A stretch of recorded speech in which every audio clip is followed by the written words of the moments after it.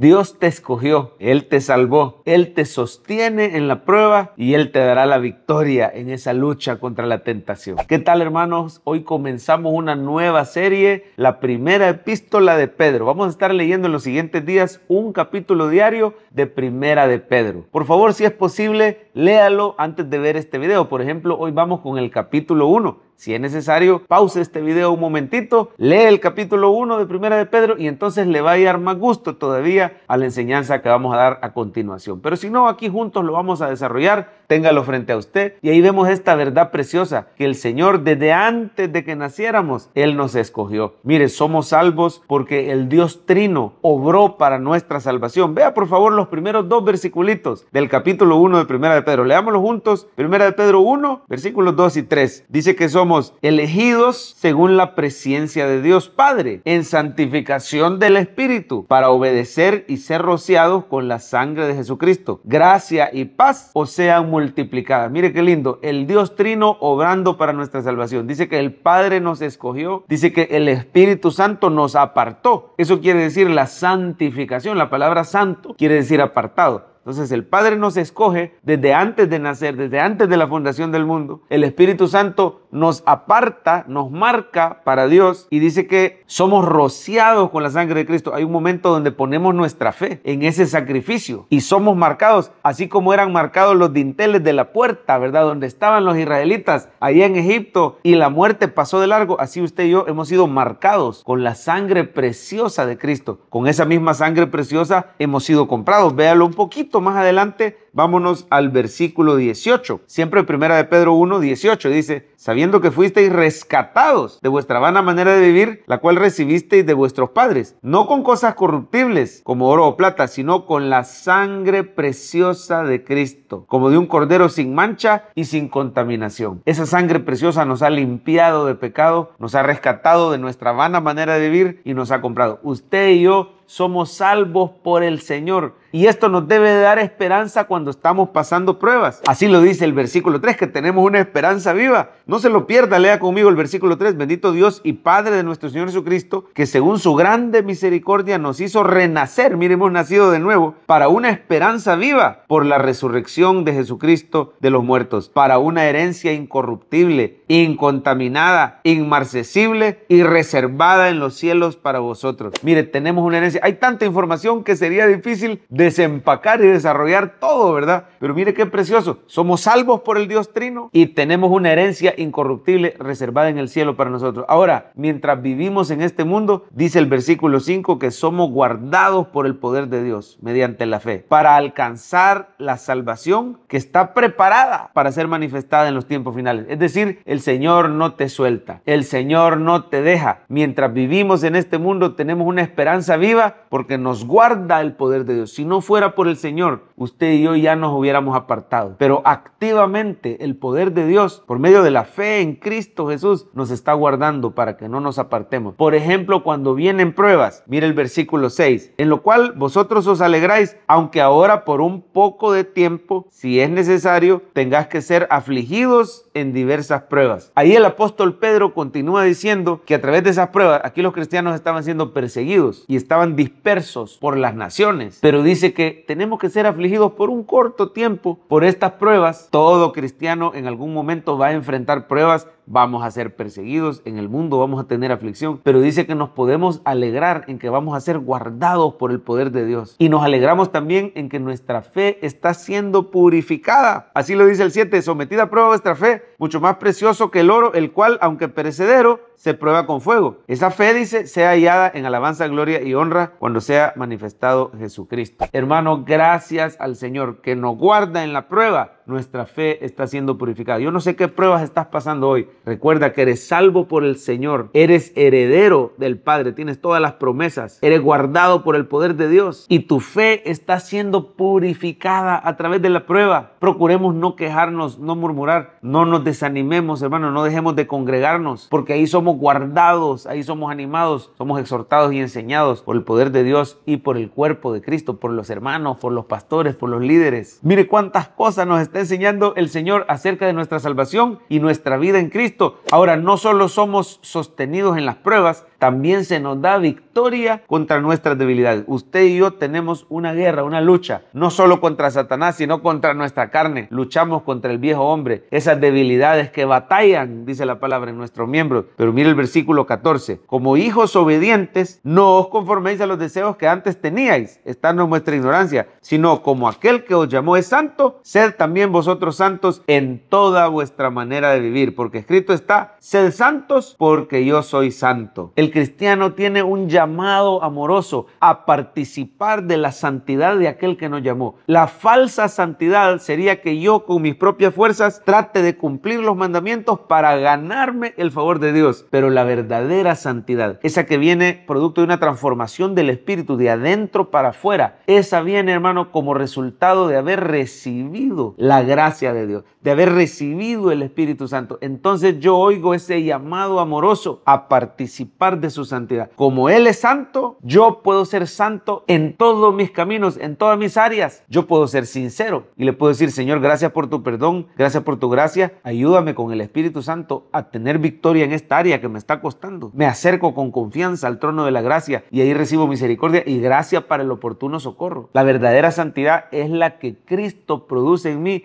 a través del Espíritu Santo y a través de la ayuda de los hermanos en Cristo. Cuando la iglesia ora por mí, cuando yo me sincero con la iglesia y digo, estoy luchando con estas debilidades y no soy juzgado porque soy perdonado, pero también el poder de Dios me ayuda a tener victoria. El Señor nos llama a participar de su santidad. Una de las cosas que más motiva la santidad es tener presente todos los días la gracia que hemos recibido. Mire cómo dice el 18, sabiendo que fuisteis rescatados de vuestra vana manera de vivir, la cual recibisteis de vuestro Padre. ¿Cómo me voy a parecer yo de verdad a mi Padre Celestial? Recordando todos los días ese gran amor que Él tuvo conmigo, que envió a su Hijo, el cual derramó su sangre preciosa por mí. Y yo estoy consciente que lo hizo por amor. Yo estoy consciente que he sido comprado, que ahora le pertenezco al Señor. Entonces, por amor y por gratitud, le doy la espalda al pecado, le doy la espalda al mundo y comienzo a seguir a Cristo. Termino con esto. El Señor transforma también nuestras relaciones. Mire todo lo que hace el Señor. Te sostiene en la prueba, te da victoria contra tus debilidades y transforma tus relaciones. Así lo dice el versículo 22. A la mitad del 22 dice, para el amor fraternal no fingido, amaos unos a otros entrañablemente de corazón puro, siendo renacidos no de simiente corruptible, sino de incorruptible. Como hijos de Dios nacidos de nuevo, ahora yo puedo amar a mi prójimo, amar a mis hermanos en Cristo, incluso amar al que me persigue, que no es cristiano, que hace injusticia. Yo puedo orar y puedo bendecir a esos enemigos, sabiendo que el Señor se va a encargar. Él nos va a defender y aún puede llegar a conocer al Señor por esa oración intercesora, como lo hizo Jesús. Perdónalos porque no saben lo que hacen. Como lo hizo Esteban, Señor, no les tomes en cuenta ese pecado. Mucho más entre hermanos en Cristo, ¿verdad? Vamos a tener relaciones armoniosas, amorosas, perdonadoras, fructíferas. La próxima vez que estés sufriendo una prueba o enfrentando tentaciones, recuerda que has sido salvo por el Dios Trino y tenemos su poder y su ayuda para tener victoria en la vida cristiana.